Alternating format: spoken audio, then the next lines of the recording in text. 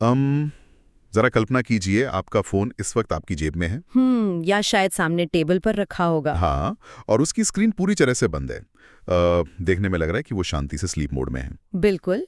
लेकिन अंदर ही अंदर कोई अनजान व्यक्ति आपके उसी फोन के प्रोसेसर का इस्तेमाल करके क्रिप्टो करेंसी माइन कर रहा है। और आपको उसकी भनक तक नहीं है। सही कहा। मतलब आपका फोन धीमा हो रहा है, बैटरी खत्म हो रही है, और आपको लग रहा है कि शायद फोन पुराना हो गया है। जो कि बहुत आम बात है ना? हाँ, तो आज के हमारे इस विस्तृत विश्लेषण में हम कुछ ऐसे ही चौंकाने वाले सच का सामना करने वाले हैं। बिल्कुल। आज के हमारे स्रोत हैकिंग के सिमुलेशन, जिसे हम पेनिट्रेशन टेस्टिंग कहते हैं, वहां से लेकर हमारी जेब में रखे स्मार्टफोन्स की मोबाइल सिक्योरिटी तक की रणनीतियों को कवर करते हैं। तो हमारा मुख्य मिशन ये समझना है कि कैसे सिस्टम्स पर जानबूझकर हमले किए जाते हैं ताकि उन्हें मजबूत बनाया जा सके, और कैसे एंटरप्राइज सुरक्षा की रेखा अब बड़े बड़े सर्वर मुंह से खिसक कर सीधे हमारे निजी स्मार्टफोन्स तक आ पहुंची है। बिल्कुल।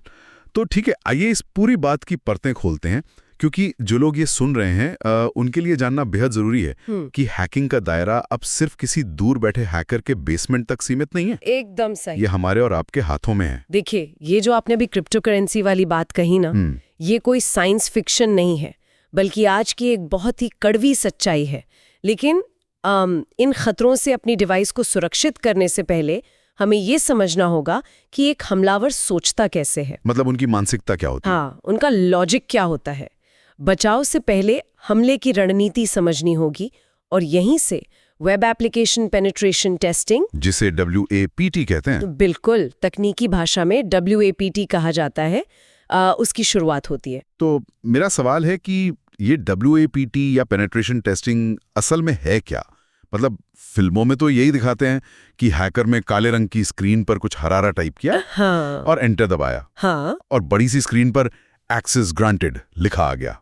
क्या असल में भी ऐसा ही होता है? काश ये इतना नाटकीय और आसान होता। अच्छा। असल में ये कोई तुक्का या जादू नहीं है, बल्कि एक बहुत ही कैलकुलेटेड और सुव्यवस्थित प्रक्रिया है। हमारे स्रोतों के अनुसार इसके मुख्य रूप से 6 चरण होते हैं। 6 चरण? हाँ, और मजे की बात यह है कि पहले चरण में हैकिंग जैसा कुछ होता ही नहीं है। क्या बात कर रही हैं? तो पहले चरण में होता क्या है? पहला चरण है प्लानिंग और रिकॉनेसेंस। इसमें सुरक्षा विशेषज्ञ और कंपनी बैठकर स्कोप तय करते हैं। स्कोप तय करने से आपका मतलब है कि नियम तय करना, जैसे कि क्या हैक किया जा सकता है और क्या नहीं? बिल्कुल।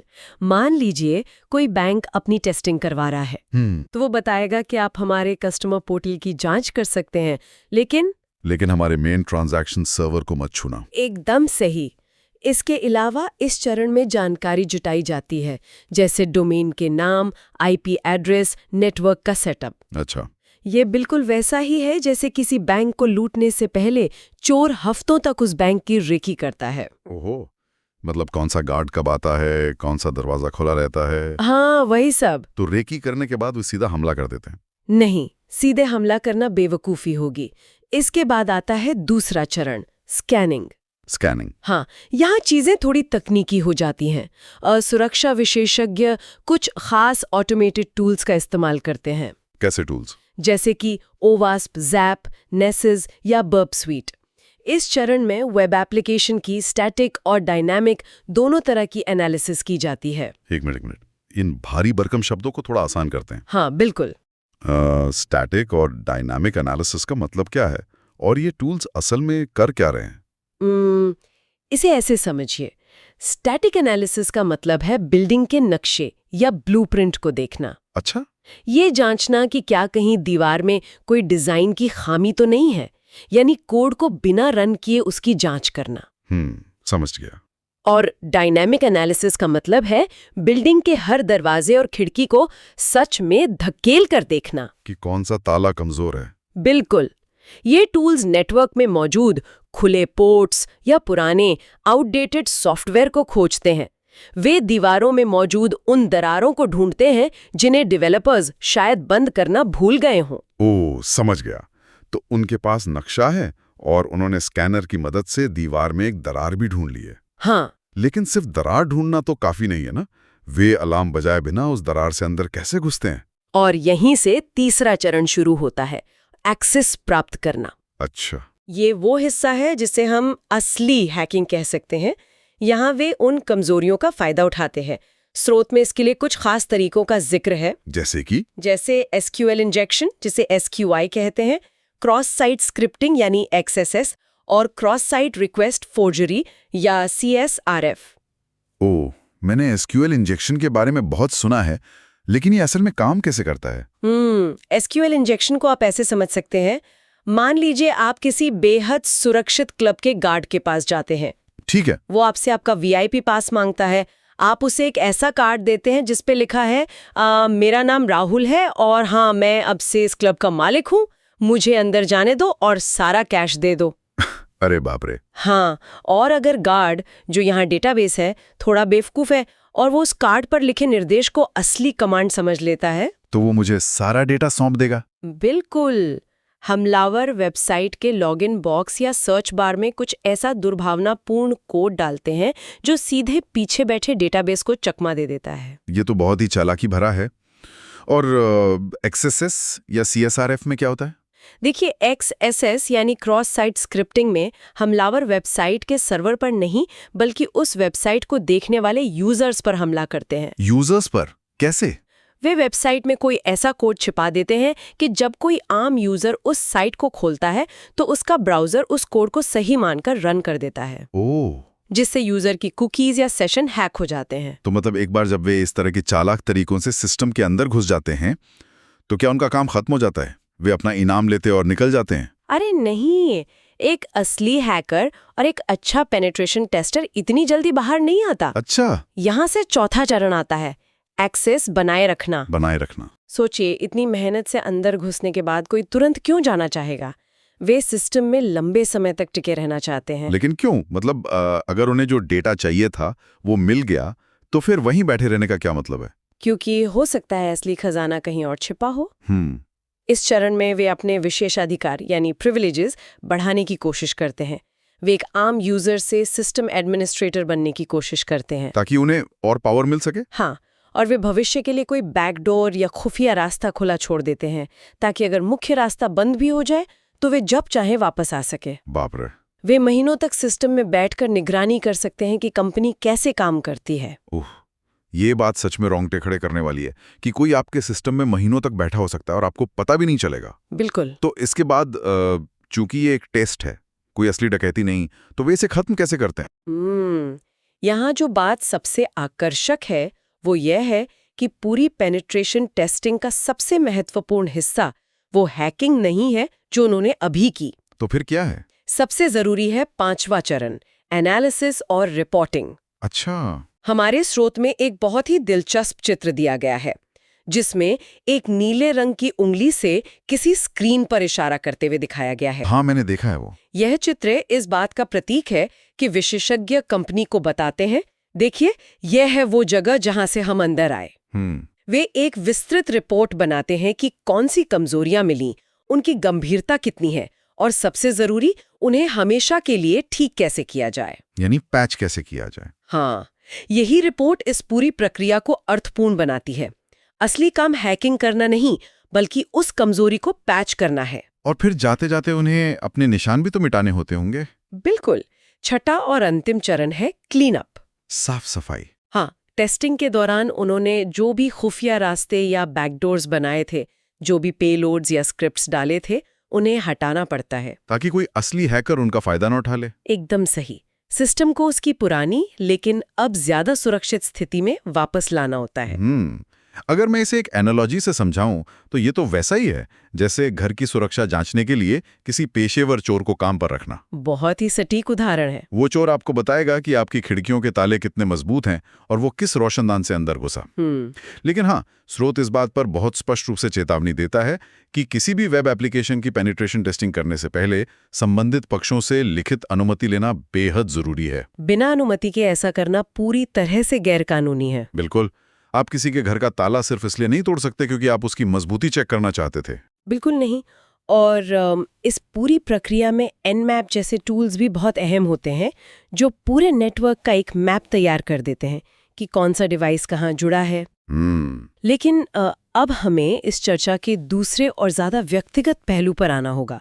वेब एप्लीकेशंस और सर्वर्स की बात तो हो गई, लेकिन हैकिंग का सबसे बड़ा टारगेट अब बदल चुका है। सही कहा। वेब एप्लीकेशंस की जांच तो कंपनियों ने कर ली, सर्वर रूम्स के ताले मजबूत हो गए। हाँ, लेकिन उन एप्लीकेशंस को हम जिन डिवाइस पर चलाते हैं, हमारे मोबाइल फोन, वे आज हैकर्स का सबसे आसान और सबसे बड़ा लक्ष्य बन चुके हैं। बिल्कुल। हमारी जेब में मौजूद ये छोटे से उपकरण दरअसल हमारे पूरे जीवन के चलते फिरते खजाने हैं। देखिए, मोबाइल सुरक्षा की चुनौतियां वेब सुरक्षा से काफी अलग और कहीं ज्यादा जटिल हैं। कैसे?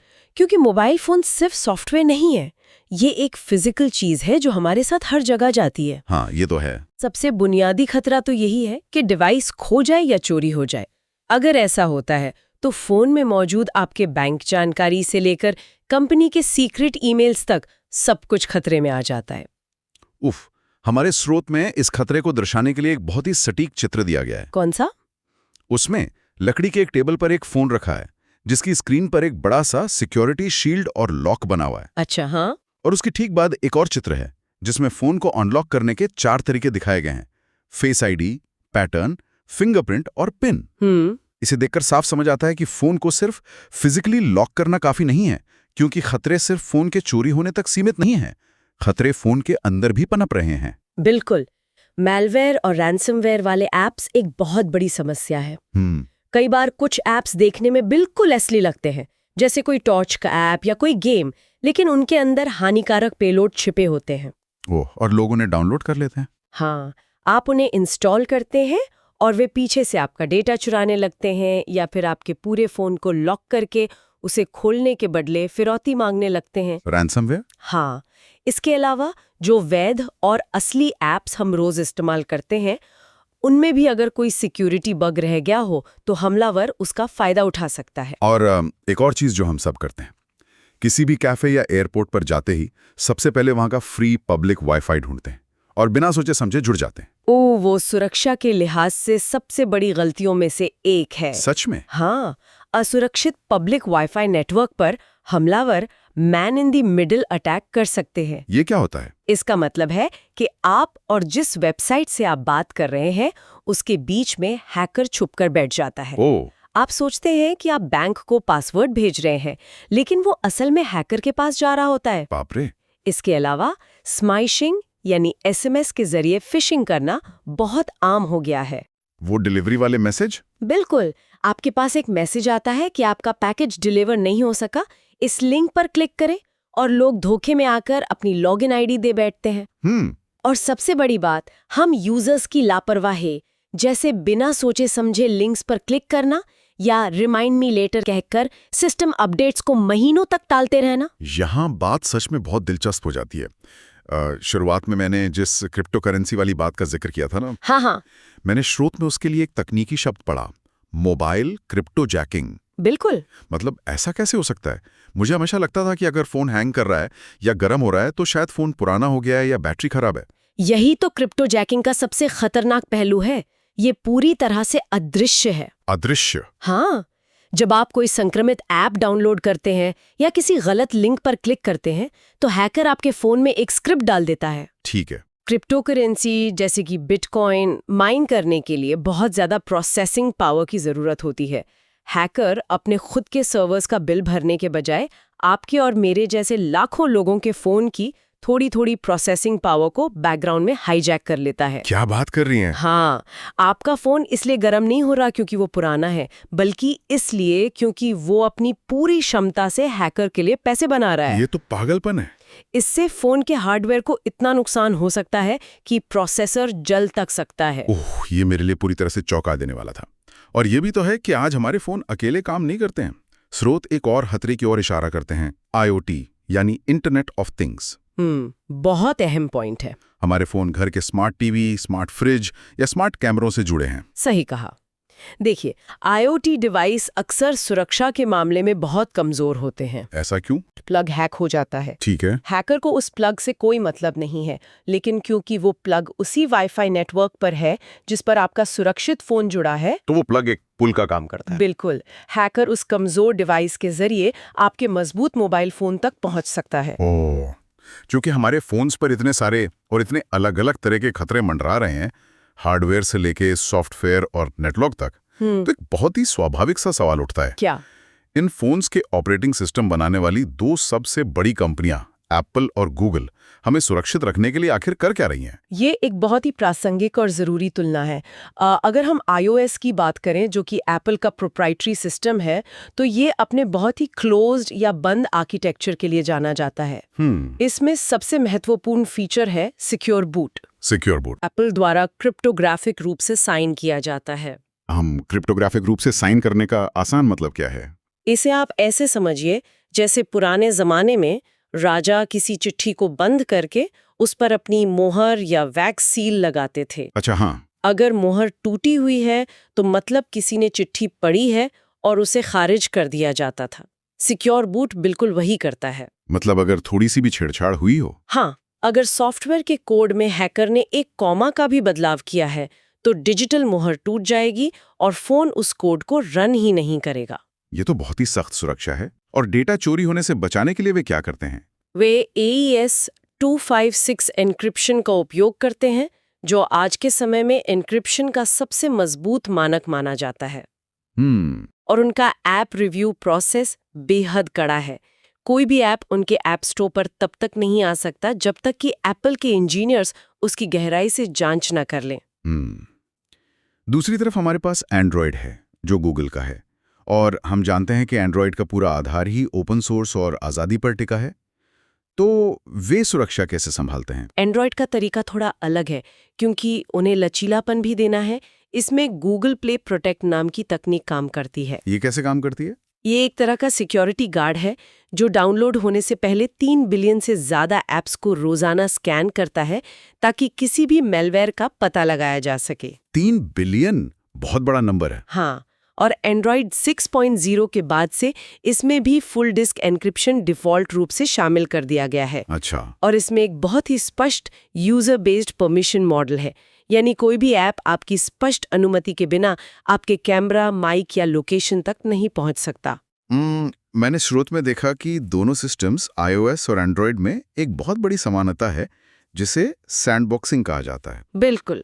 तो अगर मैं इसे आसान भाषा में समझूं, सैंडबॉक्सिंग का मतलब है हर ऐप को एक अलग प्लेग्राउंड या छोटे से डिब्बे में बंद रखना। एकदम सही। ताकि अगर कोई एक शरारती ऐप आ भी जाए तो वो दूसरे ऐप्स का डेटा या उनके खिलौने ना चुरा सके। आपका बैंकिंग ऐप आपके सोशल मीडिया ऐप से बात नहीं कर सकता जब तक कि आप इजाजत ना दें। बिल्कुल सही कहा। सैंडबॉक्सिंग दोनों OS की सुरक्षा की रीढ़ है। तो अगर मैं इन दोनों इकोसिस्टम्स की तुलना एक एनालॉजी से करूं, तो iOS एक बेहद सख्त VIP क्लब जैसा लगता है। वहां गेट पर बाउंसर्स यानी एप्पल हर किसी की गहन तलाशी लेते हैं और अंदर बहुत कम लोगों को आने देते हैं। नियम बहुत कड़े हैं। हाँ, बिल्कुल ऐसा ही है। जबकि एंड्रॉयड एक बहुत बड़ा, खुला और जीवंत ओपन मार्केट है। सही कहा। वहां कोई भी दुकान लगा सकता है, हलचल बहुत है, आज़ादी बहुत है, लेकिन सुरक्षा के लिए बहुत सी पुलिस पेट्रोलिंग जैसे कि प्ले प्रोटेक्ट लगातार बाजार में घूम रही है। ये एक बहुत ही शानदार और सटीक एनालॉजी है, लेकिन एक चेतावनी जो हमारे स्रोत स्पष्ट रूप से देते हैं। क्या? चाहे आप VIP क्लब में हो या ओपन मार्केट में, दोनों में से कोई भी सिस्टम 100% सुरक्षा की गारंटी नहीं दे सकता। ये तो है। तकनीक कितनी भी मजबूत क्यों ना हो, इंसानी गलती सबसे बड़ी कमजोरी बनी रहती है। अगर आप खुद किसी हैकर के भेजे गए लिंक पर क्लिक करके अपना पासवर्ड उसे दे देते हैं, तो ना एप्पल का सिक्योर बूट बचा सकता है और ना ही गूगल का प्ले प्रोटेक्ट। बिल्कुल एकदम सही कहा। और सिर्फ यूजर ही नहीं, जो लोग इन ऐप्स को बना रहे हैं उनकी जिम्मेदारी भी तो बहुत बड़ी है। हाँ, डेवलपर्स की जिम्मेदारी। भले ही ऑपरेटिंग सिस्टम कितना भी सुरक्षित हो, अगर कोई ऐप ही गलत और असुरक्षित तरीके से लिखा गया है तो हैकर उस ऐप के जरिए फोन में सेंध लगा सकते हैं। इसीलिए ऐप डेवलपमेंट में सिक्योर कोडिंग प्रैक्टिसेस बहुत जरूरी हैं। डेवलपर्स को सिर्फ ऐप चलाना नहीं, बल्कि उसे सुरक्षित करना भी आना चाहिए।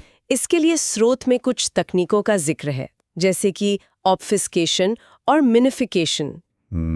एक मिनट, ऑब्फिस्केशन इसका मतलब क्या है? देखिए, ऑब्फिस्केशन का मतलब है ऐप के कोड को इस तरह से उलझा देना कि अगर कोई हैकर उस ऐप को हैक करके उसका कोड पढ़ने की कोशिश करे तो उसे वो किसी एलियन भाषा या कचरे जैसा लगे। अच्छा। कोड मशीन के लिए तो काम करेगा, लेकिन इंसान उसे समझ नहीं पाएगा। इससे रिवर्स इंजीनियरिंग मुश्किल हो जाती है। ओह, समझ गया। और जब हम ऐप इस्तेमाल करते हैं तो हमारा डेटा इंटरनेट पर कैसे सुरक्षित रहता है? उसके लिए मजबूत ऑथेंटिकेशन जैसे MFA यानी मल्टी फैक्टर ऑथेंटिकेशन, जहां पासवर्ड के साथ OTP भी चाहिए होता है। बिल्कुल MFA और OAuth का इस्तेमाल होना चाहिए। डेटा जब आपके फोन से सर्वर तक सफर कर रहा हो तो वो हमेशा HTTPS और TLS के जरिए इनक्रिप्टेड होना चाहिए। TLS मतलब? TLS एक तरह की सुरक्षित सीक्रेट सुरंग है जिससे डेटा गुजरता है। ठीक है। इसके अलावा जो ऐप डेवलपर्स हैं उन्हें भी अपना ऐप रिलीज करने से पहले उसकी टेस्टिंग करनी चाहिए, उसी तरह जैसे हमने शुरुआत में वेब ऐप्स की टेस्टिंग की बात की थी। हाँ, वास्प, ज़ैप और फोर्टिफाई टूल्स के साथ। बिल्कुल। और एक सबसे अहम नियम जो डेवलपर्स को मानना चाहिए, प्रिंसिपल ऑफ लीस्ट प्रिविलेज। इसका मतलब है कि ऐप को सिर्फ उतनी ही परमिशन दें जितनी उसके काम करने के लिए बिल्कुल जरूरी हो। हाँ, जैसे एक कैलकुलेटर ऐप को मेरे कैमरे या कॉन्टैक्ट्स की परमिशन क्यों चाहिए? बिल्कुल सही। अब ये तो हो गई ऐप बनाने वालों की बात, लेकिन अब हम उस हिस्से पर आते हैं जिसने आजकल हर ऑफिस के IT डिपार्टमेंट में तहलका मचाया हुआ है। कॉर्पोरेट डेटा को सुरक्षित रखना। हाँ, जब कंपनियां अपने कर्मचारियों को फोन देती हैं तो वे उस फोन को मैनेज कैसे करती हैं? मुझे लगता है इसे MDM यानी मोबाइल डिवाइस मैनेजमेंट कहा जाता है ना? हाँ, एंटरप्राइज के फोन्स को मैनेज करने का ये एक सेंट्रलाइज्ड तरीका है। इससे कंपनी का IT डिपार्टमेंट दूर बैठे ये ट्रैक कर सकता है कि उसके पास कितनी डिवाइस हैं, उन पर कौन सा सॉफ्टवेयर चल रहा है। वे रिमोट तरीके से जरूरी सॉफ्टवेयर अपडेट्स भेज सकते हैं और ये सुनिश्चित कर सकते हैं कि सभी फोन पर पासवर्ड लगा हो। लेकिन आजकल एक और नया चलन बहुत तेजी से बढ़ रहा है, BYOD। Bring your own device. हाँ, यानी कर्मचारियों को कहा जाता है कि वे काम के लिए अपना खुद का निजी फोन इस्तेमाल करें, जो कि बहुत आम हो गया है। बिल्कुल। इसके फायदे तो कंपनियों को बहुत हैं। उन्हें नया हार्डवेयर नहीं खरीदना पड़ता और कर्मचारियों को दो फोन अपनी जेब में लेकर नहीं चलने पड़ते। लेकिन सुरक्षा के लिहाज से तो ये किसी डरावने सपने जैसा है। ये सचमुच IT टीम्स के लिए बहुत बड़ा सिरदर्द है। कैसे? देखिए, BYOD के तहत कंपनी का बेहद संवेदनशील डेटा जैसे सीक्रेट ईमेल्स या क्लाइंट डेटा एक ऐसी डिवाइस पर होता है जिस पर कंपनी का 100% नियंत्रण नहीं है। कर्मचारी उसी फोन पर कंपनी का काम भी कर रहा है और उसी फोन से असुरक्षित पब्लिक वाईफाई पर गेम भी डाउनलोड कर रहा है। सही बात है। इसीलिए स्रोत बताते हैं कि इसके लिए MFA रेगुलर सुरक्षा ऑडिट और कड़े एग्जिट प्लान्स, मतलब जब कर्मचारी कंपनी छोड़ें उसका होना बहुत जरूरी है। तो इसका आखिर मतलब क्या है? मतलब मान लीजिए मेरे पास मेरा निजी फोन है जिस पर मैंने BYOD पॉलिसी के तहत कंपनी के ईमेल्स और नेटवर्क को सिंक किया हुआ है। ठीक है। अब किसी दिन मेरा फोन कहीं बस में छूट जाता है। मुझे पता है कि MDM सॉफ्टवेयर में रिमोट वाइप का एक फीचर होता है जिससे कंपनी दूर बैठे बैठे इंटरनेट के जरिए उस फोन का सारा डेटा मिटा सकती है ताकि डेटा गलत हाथों में ना पड़े। बिल्कुल। कंपनी अपना कॉर्पोरेट डेटा तो डिलीट कर लेगी, लेकिन क्या इसके साथ मेरे सालों की निजी तस्वीरें, मेरे परिवार के मैसेजेस और मेरा सारा पर्सनल डेटा भी हमेशा के लिए गायब नहीं हो जाएगा? क्या सुविधा और कॉर्पोरेट सुरक्षा के नाम पर यह कर्मचारी की निजता के साथ एक बहुत बड़ा समझौता नहीं है? देखिए, ये एक बहुत ही गंभीर, जटिल और वैध सवाल है। अगर हम इसे व्यापक परिप्रेक्ष्य से जोड़कर देखें तो यही वो बिंदु है जहां तकनीक से ज्यादा स्पष्ट नीतियों की अहमियत समझ में आती है। नीतियों की? हाँ, तकनीक कभी भी इंसानियत या निजता के सारे सवालों का जवाब नहीं दे सकती। हमारे स्रोत भी इस बात पर जोर देते हैं कि नियम और कर्मचारियों को शिक्षित करना सबसे ज्यादा जरूरी है। कर्मचारी को BYOD के तहत अपना फोन रजिस्टर करने से पहले साफ साफ पता होना चाहिए कि अगर फोन खोता है तो कंपनी का प्रोटोकॉल क्या है। मतलब उन्हें पता होना चाहिए कि उनका पर्सनल डेटा भी जा सकता है। हाँ, हो सकता है भविष्य में सैंडबॉक्सिंग इतनी विकसित हो जाए कि रिमोट वाइप कमांड सिर्फ कॉर्पोरेट डिब्बे को ही डिलीट करे और आपकी निजी तस्वीरों को ना छुए। ये तो बहुत अच्छा होगा। लेकिन आज के समय में एंटरप्राइज सुरक्षा और व्यक्तिगत सुविधा के बीच एक सही और नैतिक संतुलन बनाना ही किसी भी कंपनी की सबसे बड़ी चुनौती है।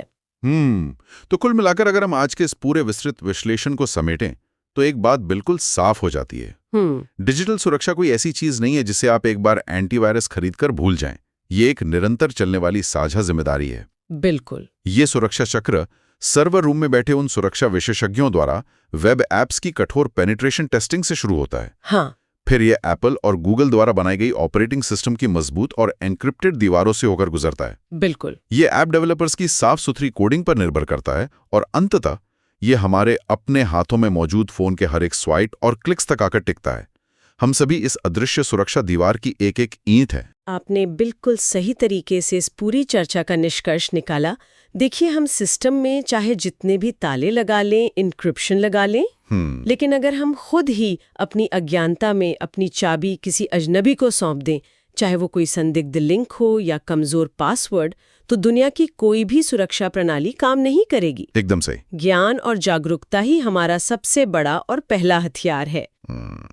जाने से पहले मैं एक विचार छोड़ना चाहता हूं, जिस पर मुझे सच में सोचने पर मजबूर कर दिया है। बताइए। हमने आज डिवाइस कनेक्टिविटी और BYOD पॉलिसीज पर काफी गहराई से बात की।